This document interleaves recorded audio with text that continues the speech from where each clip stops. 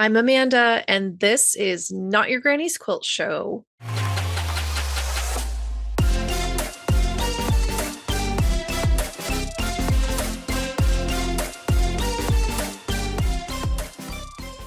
Welcome to today's episode, everybody. I'm so glad you're here. I hope that this autumn is treating you as well as it can. I know things are kind of wild, but our community is strong and we have each other. So lean into your community, lean into your people, and let them help you. Let them help you help yourself. um, we need each other right now. So lean in. That being said, I have a lovely guest today, Jenni Engleman. She is the owner of HandCraft Happy Hour in Baltimore, Maryland. I'm so jealous that she's all the way across the country from me because I would just be so excited to be able to take classes at her shop, to go shop in her shop and just hang out with her. It sounds like they just have such a cool community being built around her little shop there in Baltimore. So I'm so excited for you to hear our chat about all things that she has going on and her inspiration behind her shop and just everything she's got going on. So let's dive in. Hi, Jenni. How are you? And doing well. How are you? I'm so good. I'm so glad you're here. You've been highly recommended to me by our dear friend, mutual Lisa of Yeah. Lovering Quilt Co. And so here you are, and I'm so happy. Thanks for having me. I love Lisa. Lisa is amazing. I listened to her episode Oh too yeah. when you had her on a few years ago. So yeah. Yeah. Yeah, she's such a good time. Well, I'm so glad we could finally make this happen. And well, I could finally make this happen and get you on the show. So, it's for anybody who doesn't know, you are Jenni Engleman and you are the owner of HandCraft Happy Hour. It's like a fabric and craft shop in Baltimore, Maryland. So Yeah. far away from me, and I'm so jealous, but I'm so happy to be talking to you about it today. We'll have to get you out here now that you know Lisa and me, and yeah, we'll hook you up and we'll have Yeah. fun. Yeah, yeah, that would be so fun. I don't think I've ever been to Maryland actually. Ooh, I haven't yeah, you really, should come. yeah, I haven't really been on the East Coast much, so it would be a fun trip. Yeah, for sure. And But Baltimore is not the hellhole that they project it to be on TV I know my in sister-in-law's certain areas of family. the country. Yeah, yeah. My sister-in-law's family is actually from Baltimore, so she and her sisters go back there a lot with their family and stuff, and they love it. So I'm like, well, So if they much to love do. yeah, Yeah, it's yeah, great. that's so fun. Well, before we talk about the shop and all your classes and all the cool stuff you have going on, I want to know how you got into quilting in the first place. Oh, see, I started early, a long, long time ago. No, I'm just kidding. I started in middle school back in the golden ages. We had home ec. I don't know if you know what that is. I'm just kidding. Yeah. Home ec, and we had sewing the first semester and cooking the second semester. And my sewing class, they really wanted the girls to make something specific, and I asked if I could make a skateboard pillow instead. So that's where it all began. And then Okay. I was given a sewing machine for Christmas that year, and my mom is a lesbian, so she knew, like, she is the the stereotypical lesbian of the 80s where she played softball, she like didn't know how to do my hair. And she gave me a sewing machine, but she had no idea what to do with it. She was just Mm. like, here you go, and here's the 1960s manual, good luck. And You're like, wow, thanks, mom. yeah. So I made a sweatshirt. I just took like one of my old sweatshirts and made a sweatshirt. I had two totally different size sleeves. I just rolled them up. It was no biggie. And then my aunt, who is a lot like my mom, um, came in, like she came in and taught me how to sew. She taught me how to quilt. And so I've been quilting for a long time since she taught me. And then I stopped for a little while during early like motherhood, Hmm. and then I picked it back up again. So I've been quilting probably now for like 30 years or Okay. so. And my aunt and I had a dream of opening a quilt store. And Mm. so um I moved to be closer to her. And we unfortunately lost her early. It was Oh, unplanned. Yeah, it was very surprising. She was only 63, but mm, I decided to continue and open a store anyway. And we actually opened our doors here on her birthday. And I didn't even know, like, we were just setting up the store, trying to hurry. It was in January. yeah, And I had everything set, but I wasn't officially open yet. But my computer was going, and people had just walked in because they saw the commotion outside. yeah. Had my first sale that day, even though I wasn't open. And then when I was laying in bed, I realized, oh my gosh, it's Aunt Linda's birthday. So Oh, it it was was, meant to be. yeah. Oh, I love that so much. It's like she's there helping you the whole time. Yeah. Yeah. And Oh, so many times I've like stopped and I thought, oh man, Aunt Linda would love this. I need to call her. Like it still just doesn't like yeah, click that she's been gone. But yeah. So yeah. I Oh, feel her here. It's pretty awesome. yeah. Oh my gosh. Well, I'm sorry you lost her, but it sounds like she's still there, which She is is. good. That's Thanks. so good. Well, how fun. And like, was it always kind of, how the shop is now? Was that kind of always the vision with her, or what, has it kind of evolved as you've opened and It's evolved a little bit. So her idea, well, both of our ideas, we had really wanted like a coffee shop and a quilt store. oh She yeah. was a gourmet chef too, and she loved to host. That was like her, Oh, she is the hostess with the mostest. So we had really wanted that bit of it. And I couldn't, well, one, I was opening a new business and I didn't want to do all that by myself. yeah. And, so the shop I have a little coffee bar here, but it's for customer. Like it's just an espresso machine and I always Yeah. have snacks. There's always, um, it still has kind of that feel where people come in sometimes just to say hi, get a hug and get a cup of coffee and like sit and talk. Like it's Yeah. not, I feel like it's a little more than a quilt store. It's more of a place for community to come. Like Yeah. when events happen, when elections happen and people need comforting or whatever. I had so many people just come in just to say, I just need a hug. Yeah. I need a cup of Yeah. coffee. So that's been really important. And that's something she would have wanted to. So that makes me really happy. She was very Yeah. focused.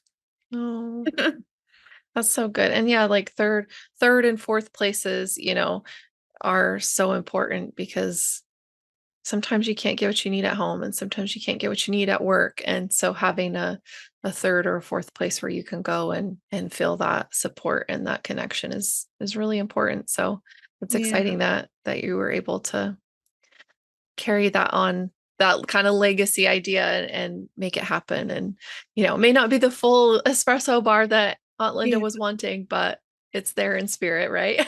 Right. At least not yet. I mean, there's Yeah. still time. Yeah, for sure. Like, you can do whatever you want, really, but it's like, yeah, it's like Yeah. when that happens, it's like, okay, now it's fruition, right? Now it's full Yeah. come to fruition. Oh, that's so fun. Yeah.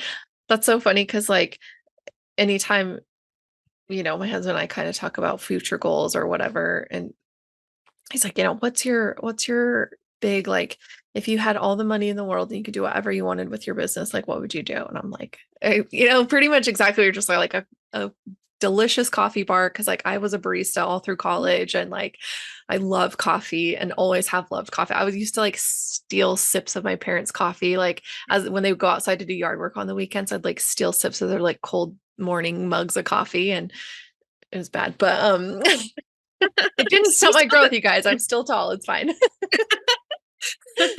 have- But just like a community space where people feel comfortable to come in and learn new things and get help with their projects. And it's just like so important to have that. So I love that you're building that where you're at.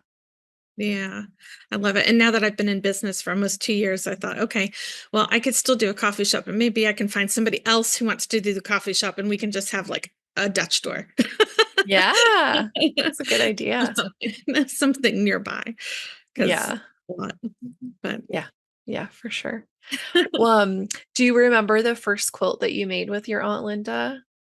I do. It was floral and it was like it looks like if you can imagine like an 80s Sunday dress with like Oh, big puffy sleeves, that was kind of what the quilt was. It was like a puffy floral mauve quilt. Mm. Mhm. Yeah, I think I Yeah. still have it somewhere, but, yeah, the seams are kinda coming apart but it was Mhm. puffy, and now the puff quilts are back in style, and I thought, "Oh, that's really funny because it was, like, the first quilt I ever made was a mauve floral puff quilt." That's But, so funny. Was yeah. that your idea to make it that way, or was she like, "Let's make this together?" It was my idea. She took me to a couple of quilt stores and I picked out the fabrics and then I told her kind of what I had wanted and so we did it. And I did some traditional quilts for a little while, but Mhm. it never really fully resonated with me.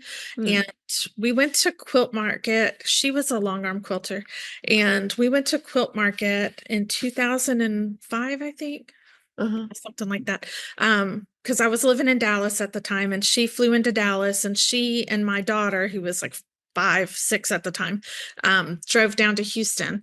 And I saw the quilt. We stayed an extra few days to see the show, and I Mhm. saw some quilts that were like more modern and artsy. And Yeah. she gave me $500 to spend at Quilt Market or quilt show. She gave me $500. I spent it all on beads, any fabric, it all on beads because I saw these art quilts and I was like, "Oh, this is what I want to do." So it was like collage and art quilts with beads and thread play and all of that. And then the modern quilt movement started, and that really caught my eye. I was just like, "Oh, that's what I want. That's" so it started out kind of traditional, but I quickly switched to other things. Yeah. Yeah, and how cool to kind of feel that push to, like, just do what you wanted with it of I think some people feel stuck maybe or can kinda be like, "Well, this is how I was taught to do it, so this is how I just do it," and it's like, yeah, but if you don't go to quilt shows or you don't go to these events, like, it can be hard to kind of envision doing anything else with it, so having probably having that was kinda cool. It was fun.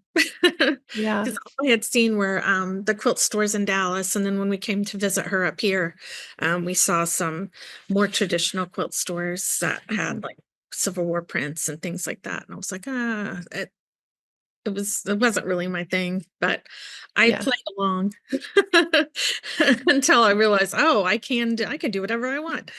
Yeah. Yeah, right? It's kinda like, oh, it's like a new awakening when you realize, like, "Oh, I don't have to stick with this," Right. you know? Wish I hadn't spent $500 in beads, but here we are. I think it's like you get an idea and you get excited and then, yeah, you can look back and go, "Oh, I wish I Yeah. would have, XYZ," but Yeah. The ADHD, hyperfixation was, like, hot and effect. yeah. Spades. Yeah, for Yeah. sure. I get that. I get that. Yeah, that's so funny. I don't know. I think the way that the fabric started shifting and like the more modern kind of design, like it really shifted things. And it's funny, like when you're in it, how pervasive it seems and how like huge the industry seems. And then you step outside of, the quilting community or like people who know what quilting is and they're, oh, sewing's a dying art. And you're like, I'm Right. sorry, what? you know, Right. it's just so funny, like the total gap in awareness and knowledge of it at all. Mhm. Like just random out there. Like for those of us who live, breathe, eat, sleep, dream quilting, it's like it's all we think about, right? And so when somebody's Right. like, oh yeah, people don't really sew anymore. And I'm like, okay, well, but Yeah. I think it could be that the only thing they've seen is like the old, Just a like, traditional. yeah, more traditional or like, oh, my grandma does that. It's like, yeah, and all these other people do it too. It's like it's just interesting how it kind of shifts depending on where you're at, what you have access to, like what you've seen, if you're even interested in it at all, kind of thing. Like, That's been something when I moved here that I noticed was really different because we had lived in Florida for 13 years, and then I moved back up here. I had lived here before mm, when I was in my 20s. And my family is from up here.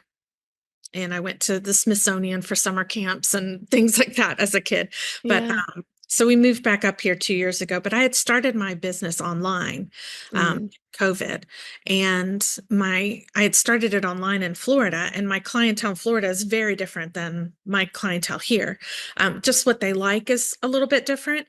Mhm. And here I'm in a community that has 3 colleges within walking distance. Oh. And so my clientele is very um, Gen Z, young millennials. Mhm. It's very different. It's just a different feel, and they want to learn so bad. But most of the quilt stores are probably, as you know, closed after, Mhm. when they get out of school or out of work. It's like Yeah. places are closed, and um, or closed on the weekends, or the classes are during the day. So Yeah. people who think it's a dying art, part of it is because, like you said, accessibility, like it's kind of an expensive hobby too. Yeah. And the hours, now that Joanne's closed, where are they going to go to discover that they like these things? But my beginner classes fill up. My any beginner intro to garments, intro to quilting, Yeah. bags, all of that stuff. They want to learn. The want is there. It's just these quilt stores need to be more accessible for them Yeah. and maybe stay open a couple hours. Like we just switched our hours till we're open till 8 now. And Oh. every night it's been like people have been coming in. I was thought, well, that's why people think it's a dying art, is because, they don't have access to it. Right. Or they drive by the quilt shop on their way home from work and it's always Right. closed.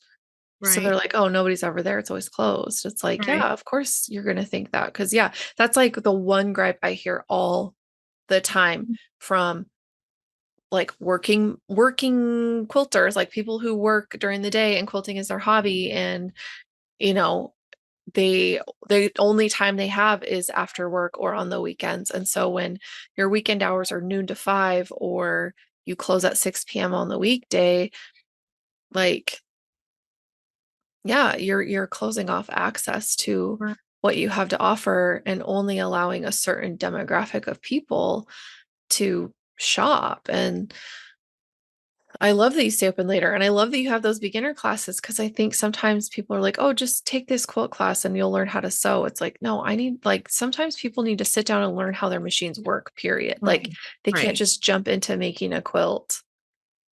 They don't Right. want to commit that, not that they couldn't, because like you and I both know you could sit down and do some straight stitching and you could make a quilt learning to sew. But like sometimes people just want to sit and know that they're learning how to use their machine without the pressure of a project. Like some people just want to be able to make a super easy project without the pressure of feeling like they have to finish a whole quilt or whatever it is. Like, and you're right, people do want to learn. Like, it's just, yeah, where are they going to go?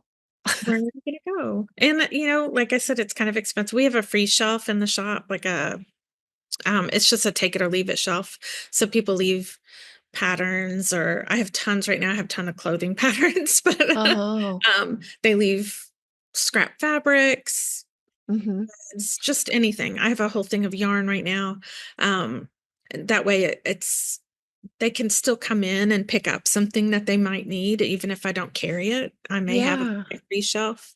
And then we do a pay what you can class. I try to do it monthly. We've had to take a little bit of a break, but we're going to pick it back up in the new year. But we do one pay what you can class a month. So you oh, can still learn something, and if they can't pay for it, that's okay. Somebody else will probably pay it forward, or uh, yeah, and then we have a community fund that I put money aside to pay for those people who yeah, can't who can't make the payments.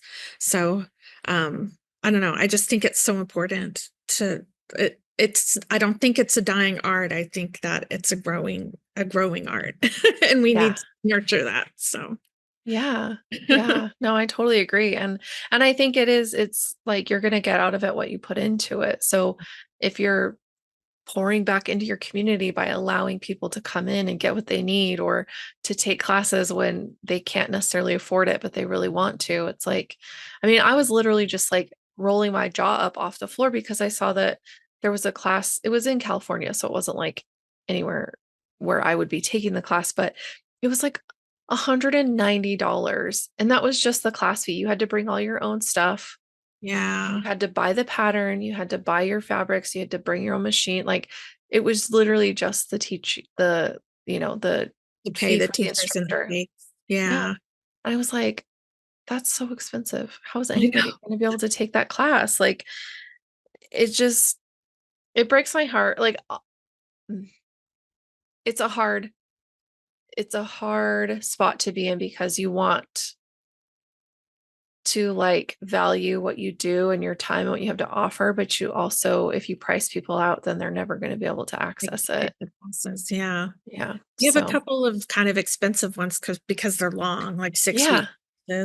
But we try to supplement it. And now I figured out that we had been teaching like a garment class that would take 3 or 4 weeks, but sometimes somebody just needs to learn how to use their buttonhole, right? They don't want to Yeah. make a whole pair of pants to learn how to do a buttonhole, or they just want to learn how to hem their pants. They don't need a whole 3 week beginner class on because they just need to know how to hem their pants. So we Yeah. started doing, a la carte classes that are a little bit more affordable, and they're only 3 hours. So it's not a time commitment. It's not a huge money commitment, but they can come in and just learn how to use those tools instead. And that's been really helpful because if they Yeah. can't afford to pay, I mean, we still do the pants classes, but if somebody doesn't Sure. need to take that, they can just learn how to do a buttonhole.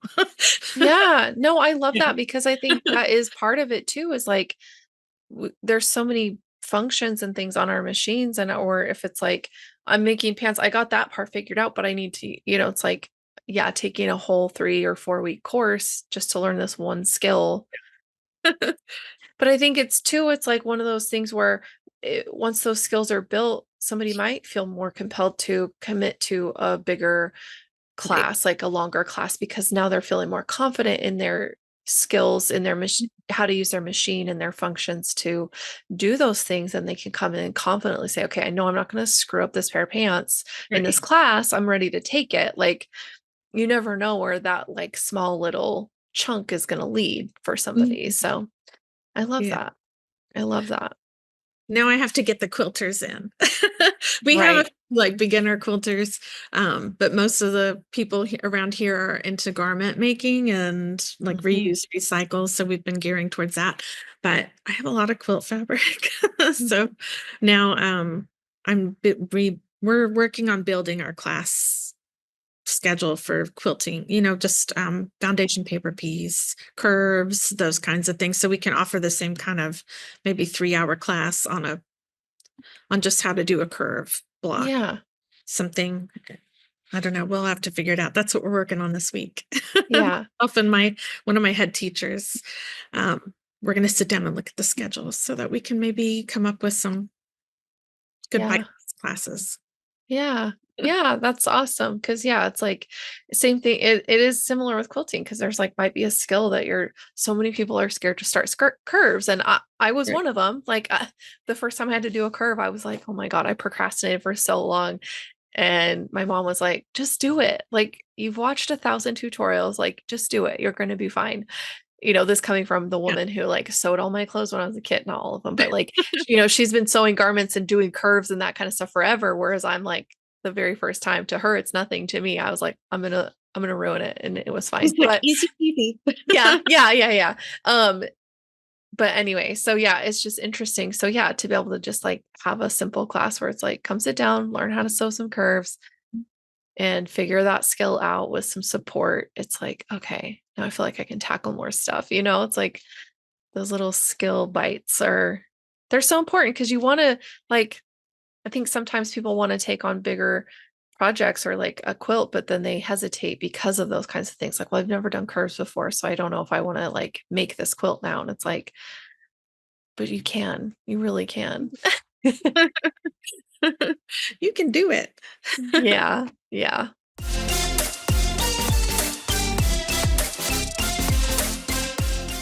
yeah. I love that. You offer that, and hopefully it works out, good with the quilting too. Because I think that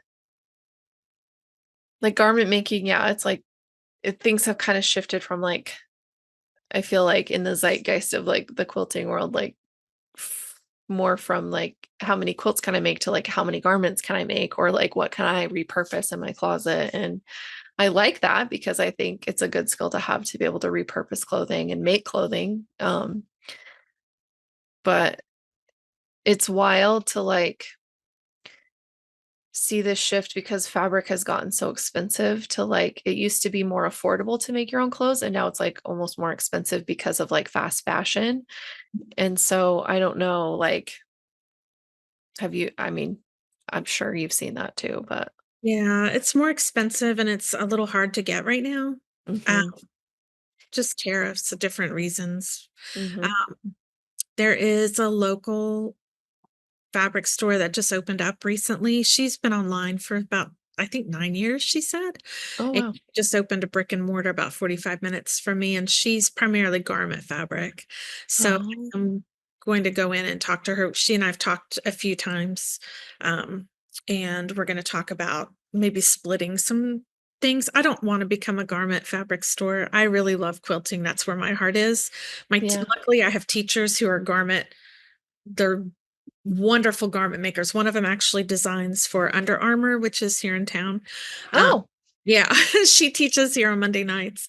And then the other one has been doing garments since she was a little girl. So I have fantastic teachers. So, but I don't want to become just garments, just garment fabrics. But I do want to offer, things for local people so that they don't have to drive 45 minutes away or order yeah. online. They can come in and feel it. But just a Yeah. little. So we're going to work on, I'm hopefully meeting with her next week to talk about things that maybe we can split. Yeah. Yeah. And I mean, splitting resources, helping each other out, like that's how I feel like that's how small businesses like stay alive is by supporting each other and finding ways to like build each other up. And Yeah, especially so, right now. It's really hard to source fabric. And yeah. um, it's right now, it's because so much of it comes from overseas. hmm And the tariff bills that we're getting are pretty hefty. So Yeah. we're having to pass that on to our customers, and we don't want to do that. So if Yeah. we split it with somebody, it's Right. easier. Yeah. Yeah. And I mean, it just makes more sense, especially if it's like they're already going to be doing it kind of thing. Like how can you help yourself, but also help them at the same time by Right. getting, They might not want a whole 15 yards of whatever they're getting. yeah. Yeah, exactly. Oh, yeah. The tariff thing has really thrown a wrench into the Yeah. community and Yeah, everything really. I know. It's not been easy.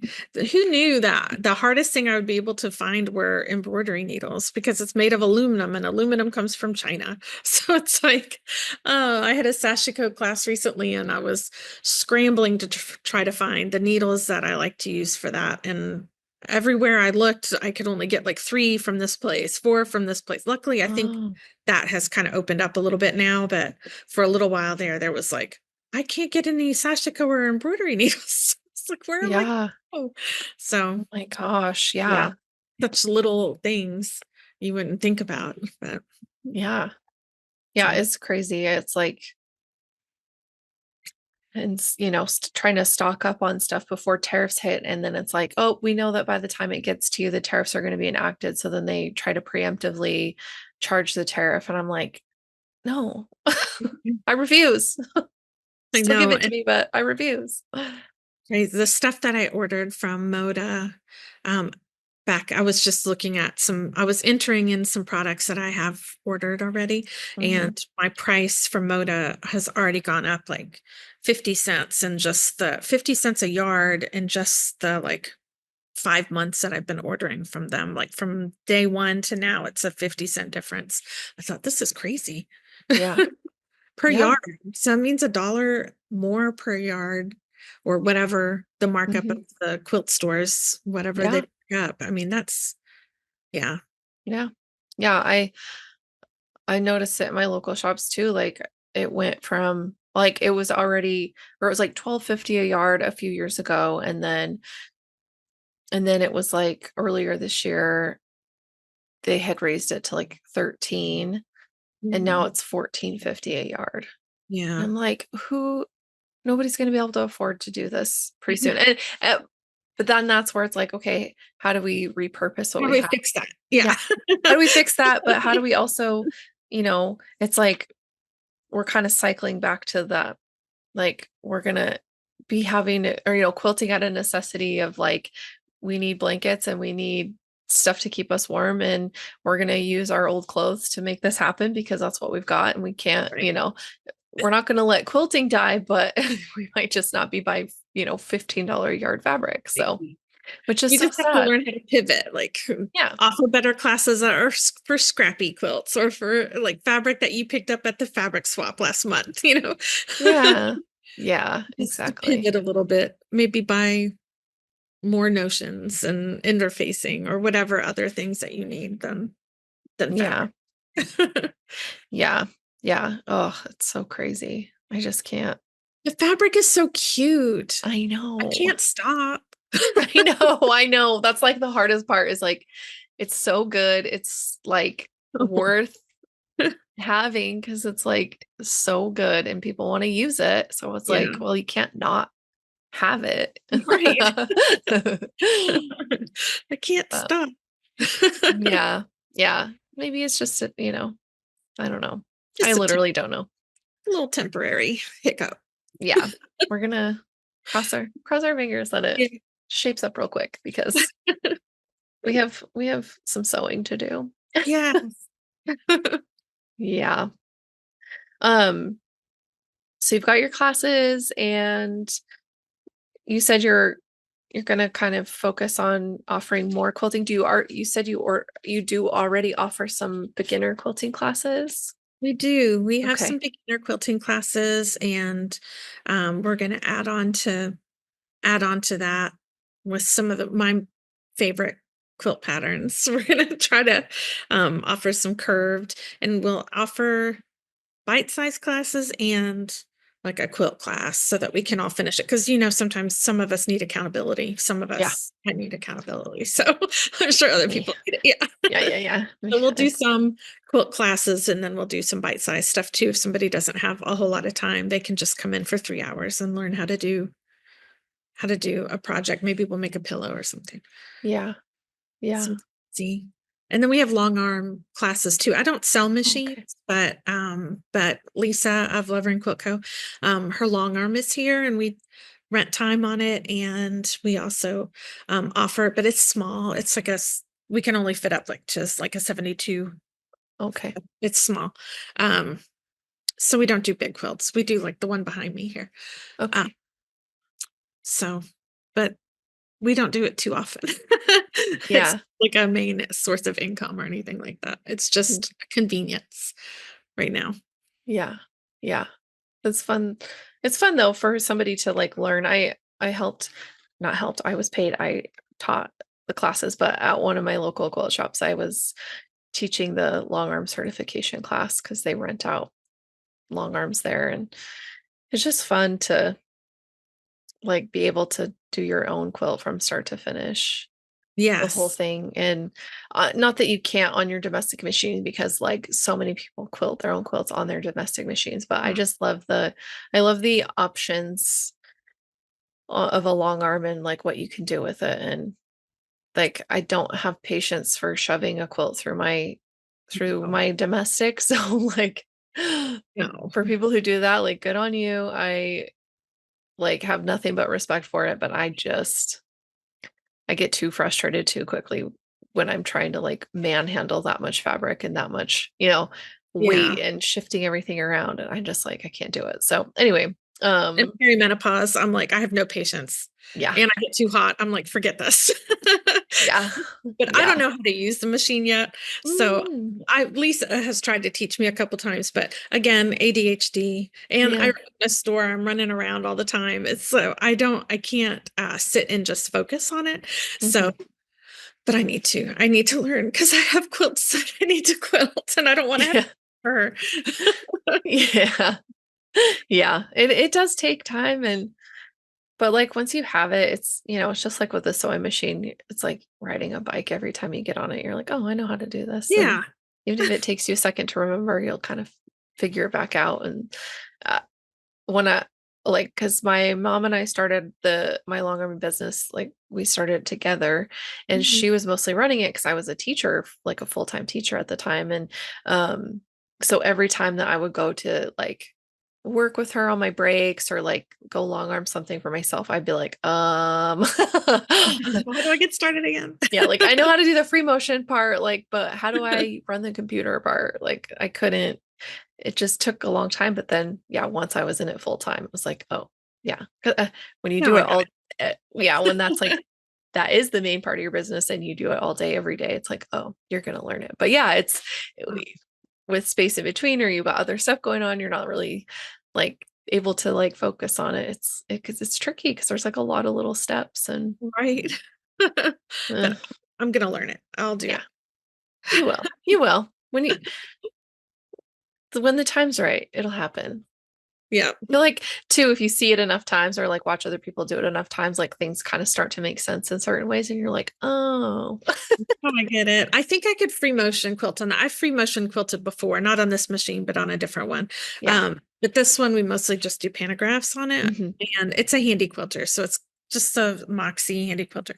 yeah, Um, but it has great pantographs you can do, and so we mhm, mostly just do those. But I want a free motion quilt. yeah, the, yeah. It's the fun. artist in me wants to Hmm. free motion quilt. Yeah, it's super fun. I love it.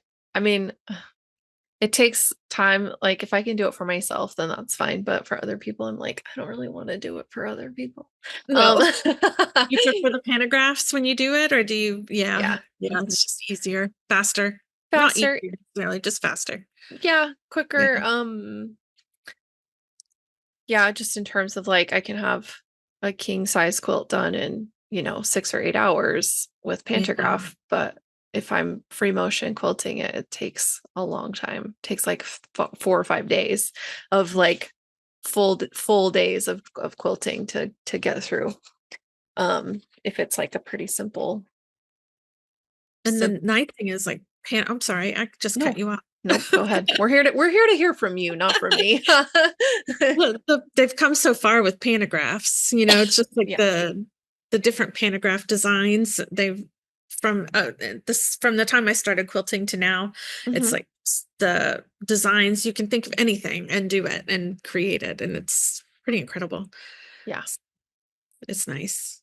Yeah, absolutely. And it gives quilts a nice polished look, and sometimes that's what people want. And it's great when you can provide that. It's like, okay, I can do this. I'm good at Yeah, it, and you know, it's going to look nice and give your quilt some personality. And some quilts call for free motion, and some quilts are, yeah, they really shine with a pantograph. So it's just as whatever the quilt calls for, I say.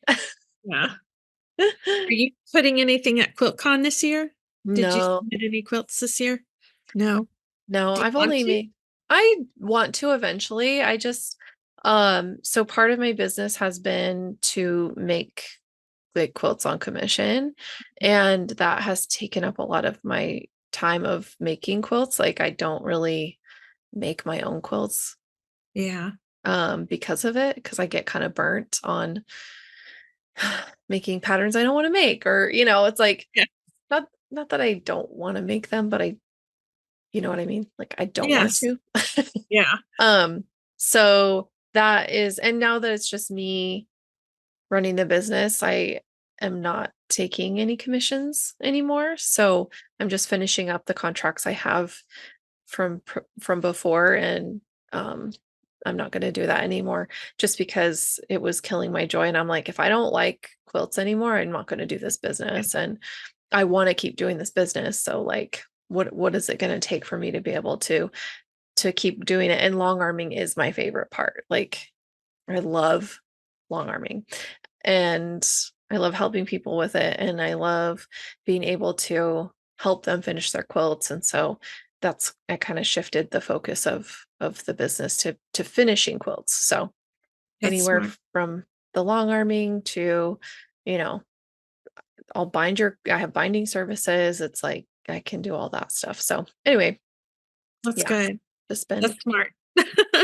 It's easy to like, I find that I don't sew quite as much for pleasure anymore because yeah. of the shop, and it's like anytime I have to make a sample or Hmm. it kind of, I don't know, I don't want to say I lose my sojo, but every once in a while I'll lose my Hmm. sojo. I don't want to make another quilt because it's just for the shop. It's not going to go to somebody that Right. needs it or that, that I love. So now I've started, okay, what can I make for the shop that will ultimately find a good, loving home? Like Yeah. I had to like shift my mindset a little bit. Like, how can I keep the joy? Because I love helping the customers and um, Yeah. do love to sew, but I just haven't really had a chance. I did make a Yeah. pair of pants recently out of necessity Ooh. because it's Yeah. winter here. And in Florida, all my winter clothes, you could see through them. Yeah. I moved here and I put on my turtleneck and I was like, I could see through this. Yeah. Like that's not going to keep me warm. It's not gonna keep me warm. So I made a pair of pants out of necessity because I have all this fabric here. Why buy a pair of pants? Right. You could just make them. Yeah. So And you I can did make do them that. fit. Yeah, Oh, I did nice. that. We went to the Violent Femmes concert a couple weeks ago, and I was like, I need a pair of pants for the Violent Femmes concert. Right. Nothing like a good concert to like inspire an outfit. And Exactly. it's like so funny what we'll do for like a good outfit. And when you can sew, it's like, oh, I'll just make this really quick. I'm You like, get I don't have time. And yet somehow I whipped out, a dress and a jacket. And it's like, I yeah. don't know. I I don't know had where. the day of the concert, I had what were you doing? I think we had a Twilight Crafternoon. I do movies in the afternoon sometimes, and we had a Twilight Crafternoon that afternoon. And one of my friends and customers, Erin, was here and she does costume like draping at the local Oh, theater here. And I was having problems with my pants and ADHD. So I'm like yeah. running back and forth, like trying to finish my pants, trying to help people out on the floor, trying to get the Twilight movie set up. And Erin was like, just give me those pants. She's like, oh my God, put them down. Was so glad because I probably would have been pantsless at the concert if Erin hadn't been here and finished hemming them for me and fixed my waistband. Yeah, But that's so funny.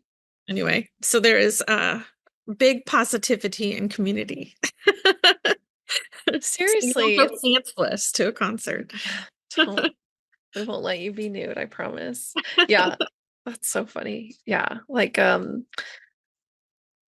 always like want to participate in like the like dress up days at QuiltCon. And Yeah. so I always like have these grand plans and I'm like, I don't know. And I put them off. And then I'm like, the day before I leave, I'm always like sewing like a mad woman to like get them done. So like, I don't know how or why. It's like, oh, now I can finish my duffel bag. Oh, now I can make that captain. Yeah. Right. Sure. Of course. Like, what do you Good all mean? year. Yeah, exactly. Cram it Exactly. all in. I That's what know. Lisa and I were just talking about because she's going to be at QuiltCon vending this year. Hmm. And I'm trying to go just as a participant and Yeah. probably to help her bring her lunch or something while I'm there. But Yeah. yeah, we've both been talking about, are we going to make things to like where we should start now? Right. I need to start now. I So, know. The one like Ruby Star dress up day is I don't remember what day it is, but it's like loungewear. And I was like, oh, okay, I could do that. oh, So yeah. Hmm. we'll see. Cause My they have Hello like, Alice line comes in, I think, next week. So mm, maybe I need an Alice in Wonderland lounge set. That would be cute. that would be so cute. That would be so cute. Hmm. Yeah. Too bad the dragons won't be in by then. Right? We Those, need our romantasy loungewear. I know. Like, I want to sleep in a dragon pajama set. That'd be so cute, right? Yeah. Oh my gosh, I know. It's so funny. Like, and I say I never make quilts for myself. Well, not never, but like I'll just like start or like get a project kind of going and then it sits forever. And so I finally like forced myself to finish some a quilt I had started like last year, or maybe it was 2 years ago. It was the Firefly line. Oh, yeah. Um to finally finish that. And then this, you can actually, it's on the back of my couch right here. It's just like an improv quilt that I don't know if you know who Ashlyn Downs is.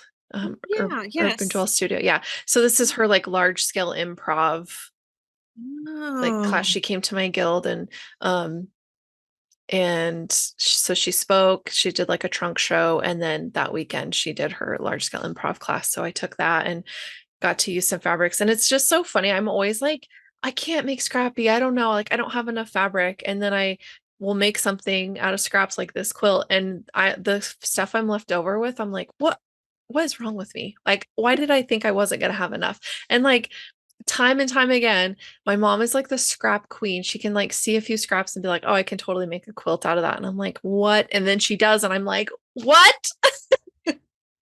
and how do people match like scrappy match? I don't understand, but it's always beautiful. I'm like, how did you do I, that? I know. Feels like magician work. I don't Yeah. know. Yeah, Yeah. I'm I'm with sorry. you. The dinging. My daughter is at my daughter had jury duty today for the first time. So she's been narrating her Ah! entire jury duty adventure since Oh, I she like got that. there this morning. So she's been narrating Oh this my entire God. day. That's so funny. Knock on wood, I have never had a jury duty summons ever. Oh no? No. Lucky. Oh, see, now that you said that. I know. I always knock on wood though, and it still hasn't come true. Yeah.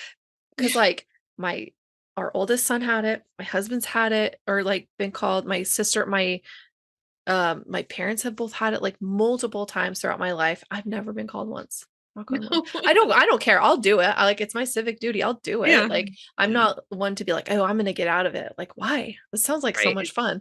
Um, Yeah. but I have I not mean, done it here. I did it in Florida, but I didn't do it here. okay. And I didn't get picked, which was disappointing. It was a very interesting Florida man kind of trial. Oh, He oh, really liked it. yeah. See, I think they probably wouldn't pick me because I'd be like, Yeah, I'm ready. I'm ready, guys. I'm gonna I take think that's notes. what happened. Yeah. They're like, you're too excited. We don't like that. Just sit there and be like, yeah, yes, no. Oh, Like, I was like, this is really interesting. Yeah, Sophie said she did not get picked this time. So, oh, rats. mm, Well, better luck darn. next time. Who knows what kind of adventure you're getting in Baltimore? Yeah, right. Yeah, not a lot happens around here, so I don't think it would be like very fun here, but you never know. Yeah. That's fine. But that's so funny.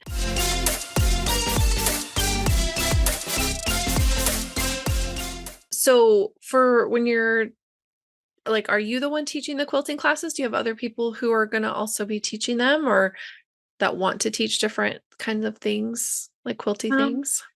Danny teaches garments. She's the one who works at she's the one who designs for Under Armour. Uh-huh. And so she won't teach quilting classes. She teaches beginning sewing and some alterations and like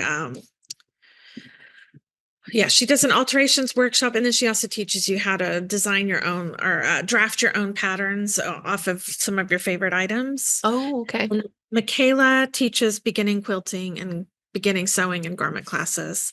And I've been trying to teach, like I taught a foundation paper piece class recently, and I would like to be the one to teach some of the other things, but I'm Mm-hmm. just now to the point where I can have employees. So now Mm. I have some staff and we're getting them trained, and then I can start to do more hands-on class stuff on Saturdays and Sundays, Okay. and maybe in the evenings. It just depends Yeah. on the availability and all of that.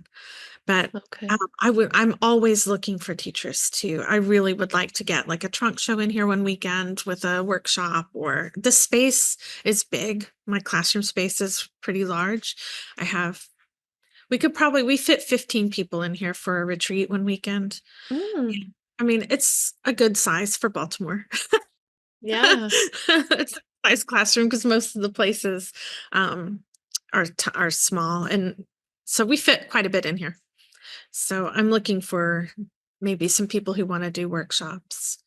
So if Okay. you're out there and do you want to teach and do a workshop and you live pretty close by, we had Diana from Banjo Flannel. Yeah. love her. I said, if you lived here, we would be besties. She came for the Baltimore Modern Quilt Guild and Oh, they okay. did their workshop here in our space. And Okay. so she was here all weekend and she's not too far too. So I'd love to have her back here just for the shop. But Yeah. yeah, Yeah. I love her. I She's know. such I do a too. sweetheart. Yeah. She's great and has such a a fun eye and perspective on her patchwork and sashiko, and it's so cool. Oh, and she's quietly witty. She's just Hmm. I really I know. enjoy. Yeah, so fun. And yeah, I love the idea of like a trunk show with a workshop because then you're like getting to see somebody's work and then learning from them. And that's like Ashlyn did this, and it was so Yeah. fun to just like be in that space and have her giving input on placement and like what to do. I got stuck a couple times and I was just staring at my piece's leg on the floor. She's like, what if you put that there? And I'm like, oh, thank you. And then it was just Yeah. like, okay, I could get a whole bunch more done because then it was like it was just like that little piece. But yeah, I love that. It's so fun. Encouragement. Yeah, yeah, exactly. And that's so fun. And I love when the like owners of shops are like teaching the classes because I think sometimes it like goes the other way around where they just like try to find other people to do it. And it's like, no, but you're like this shop is your vision. So like what are you obviously you have something else to offer. So like That's like it's my favorite part of owning a store too. It's like finding the confidence that people get out of learning how to sew or learning a new technique. It's like just mhm, glow that comes over them, the confidence. Like my kids' class, I do teach the kids' classes, yeah, and oh my gosh, when they do something and they can wear their leggings home, like my kids last week finished leggings and they wore their leggings home, and there was an adult class coming in right as my kids were leaving on yeah, Thursday night. And the kids were like, I said, did you see the leggings they met? And the class that were mostly beginners were yeah. like, oh my God, these kids made knit leggings. I was and just Yeah. that comes I mean, sewing is a superpower, so when you can instill that love of sewing into somebody, it's just like, I don't know, when Mhm. they figure out that they could do it themselves and that they had the special powers within them all along, it's just, oh, it's special. Yeah, it really is. Like, I think I spent so much of my life thinking that sewing like wasn't for me because it was, what my mom did and it like made me so anxious to try to use the sewing machine and like I never wanted to break her machine because that was like her thing, right? Like and so when I finally did start learning, I was like, oh my God, I could finally do this. Like I got so much confidence from it. So, watching kids go through the same process a lot earlier, it's like you're learning something so cool. And like it feels cool to them now in a certain way, but like, when they're older and adults and like can sew anything or like can tackle any kind of project, like, oh yeah, oh, these curtains are too long, I'll just hem them really quick. Or like, oh, my pants don't quite fit right. Oh, I'll just fix them really quick. Like they're going to be able to live life so much easier because they're not going to have to fight against like manufacturing of things like in their lives. And, it's just brings an appreciation of like, oh, thank God. Like, and when you have the skills, like you should use them. I love that you teach such a range of classes and not just like, well, we're a quilt store, we only do quilts. Like, yeah, but other people have other needs, like learning how to fix a freaking buttonhole, like, or make a buttonhole, or like learning how, just learning how to use a certain function on their machine or whatever it is. Like, there's so many different aspects of sewing that come into play. It's not just about the quilts. And, if we want it to be a transmutable skill, like, there has to be other parts acknowledged and encouraged and entertained. Yeah. One of my So, kids, I have to tell you real quick, one of the yeah. kids was here on Thursday. Her mom said she's taken all of her pants. She's tall and thin. She just turned 9. And so she's real tall and kind of thin. And all of her pants are too big in the waist and kind of short. So she goes a size up to get that length. And Mhm. mom said she's been going through and without her mom's knowledge, went in and fixed all of her waistbands. And so Eloise lifted up her shirt and showed me her leggings. She took leggings that she had bought at the store and had folded them over and sewn, like, Yeah. because she was like, I wear long shirts anyways. Nobody's gonna see it. See? And she lifted up her shirt to show me. And her mom said she's done this to all of her pants. She just like folded it over, pinned it, and sewed it so that it would fit her. I was like, oh my gosh, Yeah. baby geniuses, all of you. Seriously, and just the fact that she is empowered to do that, like you Right. can make your clothes fit even at such a young age. Like I grew up with that same experience. I got so tall so fast, and then I was like rail thin for the most of my life. Well, my childhood. I shouldn't say most of my life, most of my childhood. And so, yeah, it was that same thing. Like everything was either like I had to get it too big so that it would fit the length, but then it never fit my waist. And so, and again, but that was the magic of having a mom who could fix stuff. She would just fix it for me. And I just kind of took that for granted because I was like, yeah, shit, whatever. I don't have to worry about it. But now that I'm doing it for myself, I'm like, oh my God, this is so nice. Like, Do it yourself. yeah. But to see that in little kids, like I have one little student too, and she just turned 10 and it, like she wanted to learn how to make a quilt. So I was like, okay, we're going to do the whole thing start to finish. So she dug through my scrap bins.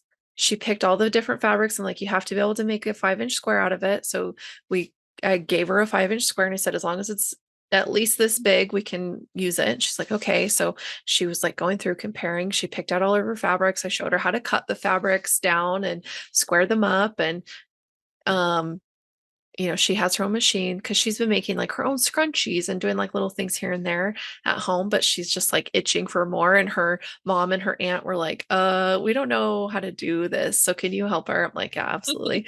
Um, and so we just have to finish the binding of the quilt that she made. And I taught her how to long arm it. So she did her own long arming, Oh free gosh, motion. Yeah. that's And awesome.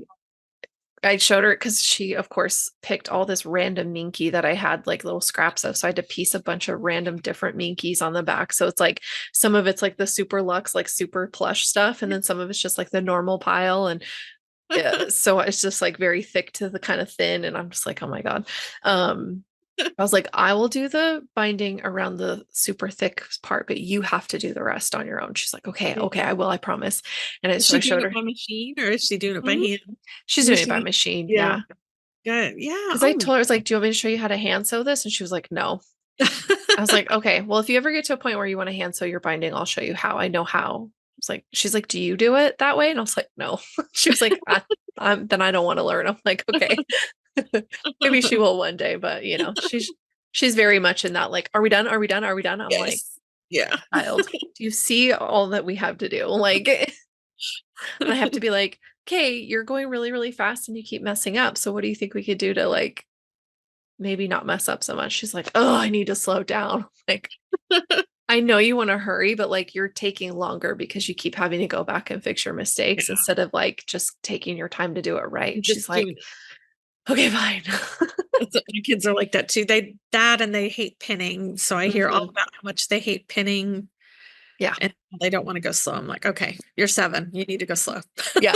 I know. I'm like, I'm not dealing with a 911 call. So, Yes, exactly. No, or some fingers on my watch. yeah, or like calling your mom and being like, you might want to come get her and take her to the doctor because she punctured her finger. So Yeah.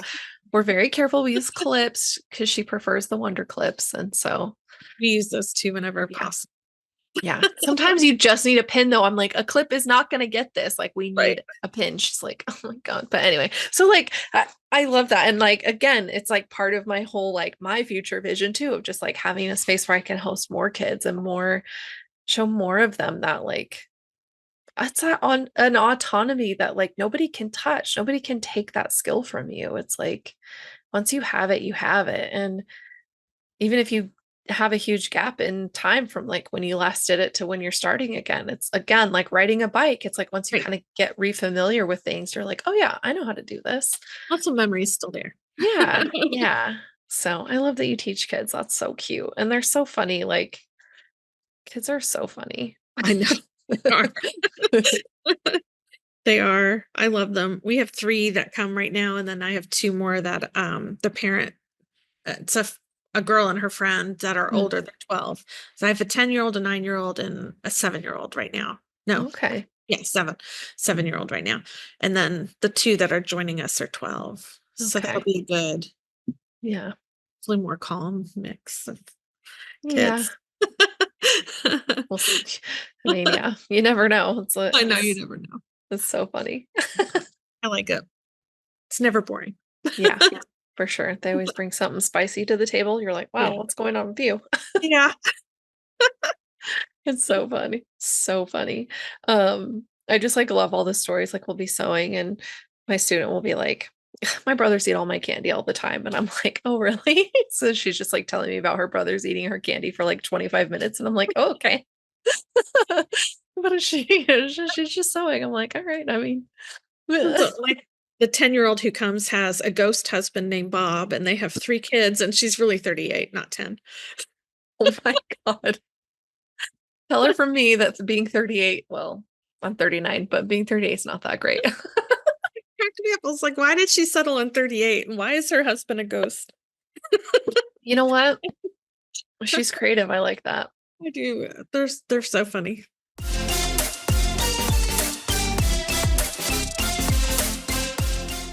Anyway. It's hilarious. Oh man. Well, yeah, like do you have any like fun events coming up like kind of mid late November that you want to plug or even December to give people a head start on signing up? We are going to do I always do a 5th Saturday sale. So usually Okay. it's in store and online. So in store it's a skinny bolt and sale. And then online it's a sale. And 5th Saturday actually in November falls on Small Business Saturday. Oh, So it'll be we'll do it Saturday through Monday for Cyber Monday. We're going to do like Small Business Saturday sale through Monday. So we'll have it online. I'll plug it more on our Instagram and Facebook and TikTok and all of those things. But okay. yeah, those are always fun. We always have like prizes and snacks, always snacks. There's always food here. I love it. I love it. It would not be HandCraft Happy Hour without snacks and drinks. Well, non-alcoholic drinks. You can bring your own drinks. We don't frown on that. um, but yeah, so that we'll have that going on for Small Business Saturday and through that weekend. Okay. And we'll do some prizes. Maybe we can partner. Yeah, yeah. Absolutely. Yeah, we'll talk about that because that would be super fun. I love supporting small business through the holidays and, collaborating and offering things to people because I think it's again like that's how us small businesses thrive is by supporting each other and giving each other kind of opportunities. And so I love to be part of anything that's boosting each other up. So that'd be fun. So 5th Saturday sale and the kind of Cyber Monday.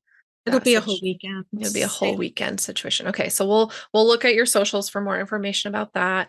And well, that sounds fun. It's fun. And then usually we're going to do in the winter. So January, we're doing a weekend retreat and it's just here in the shop. Mhm.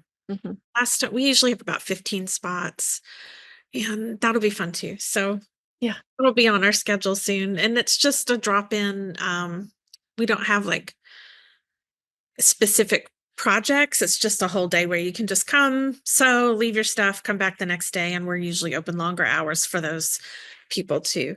So we'll have Okay. that. So if people are local and want to check us out, that's always fun too. It's a good mix of people, like everybody from every age and demographic. It's a lot of fun. Yeah.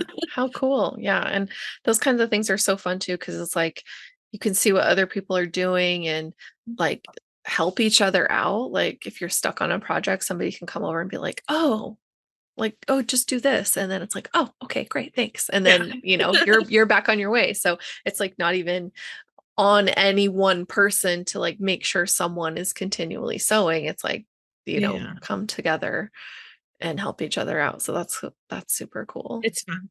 We Yeah. had Lisa and I hosted it together last year, or not Mm. last year, in August.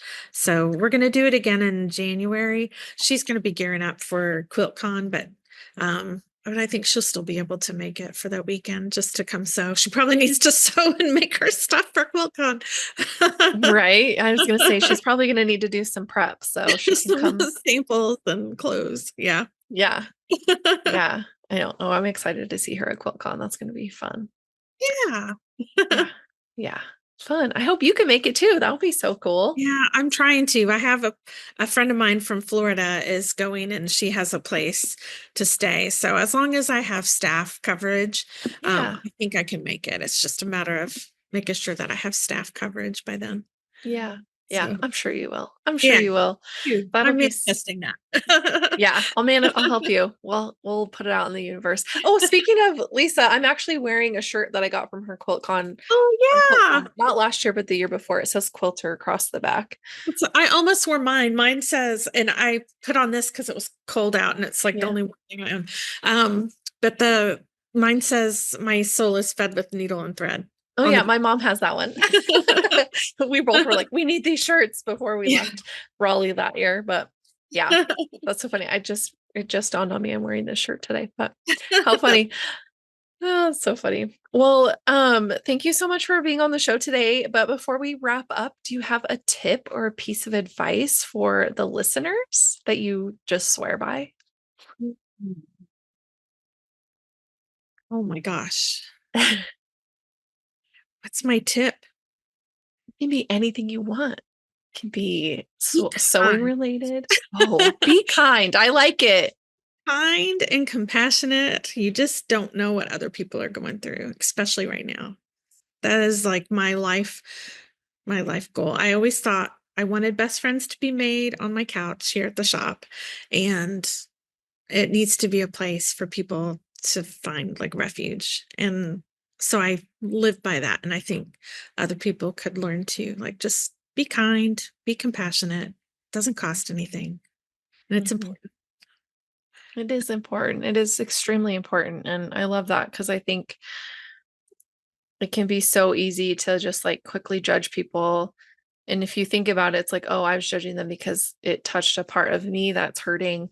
It's like, it's always like, oh, I took that wrong or whatever. It's like we can always kind of look back at ourselves and go, oh, it was up to me to like change that situation, or I could have viewed that differently and had a different outcome. And, not to say some people are out there being jerks on purpose, but 99% of the time they're not. They're just No, they're in their own shit and they don't even, they don't maybe, recognize what comes across. yeah, yeah. So just be like 2% nicer than they are being, and like, it can change everything. It can change the whole trajectory of your interaction. So I love that. I love that. Be kind, be compassionate, give each other a chance because you never know. We're in dark times, my friend. Yeah. Yes. But we have each other and that's what matters. I think that, look, we were kind of talking before we started recording and, even just through all talking about your shop and what your aim is, it's like community is everything. It's like the larger, everything at large can kind of feel overwhelming and hopeless and you can feel so small, but it's like if you like zoom into your local community and zoom into your sphere, then it's like, okay, that's where your influence is going to be the most impactful. So what can you do in that space? And seems like you've got a good thing going there. So keep it up. Thank you. Thanks so much. I'm so glad Yeah, we got to talk. me too. I'm so glad we finally met. And now I can be like, I have to go to Baltimore. I'm so sorry. And I Yeah, can just come absolutely. hang out. It'll be fun. We'll go to the Christmas market. Come in December. Oh. We'll go to the German Christmas market downtown. Oh, that I would love that. My older son he's going to school in Austria right now with Ooh. hopes to go to school in Germany. And I'm like, okay, well, I'm sorry. Okay. I was like telling my husband, I'm like, next year for Christmas, we have to go. Yeah, you have to go to the We markets. have to go spend like December with him. And he's like, Yeah. okay. So I'm like, Oh, that's so hard. I know, like, oh no, darn it. Um, Yeah, anyway, that's so funny. Well, thank you again so much, and I'm so glad we got to do this, and I can't wait to see what you've got going on, and I just love seeing, when you post about your classes and just seeing, like, the group of people and everything you guys are making and stuff. It's just so joyful, so keep it up. Thanks. It was so good. Thank you for having me.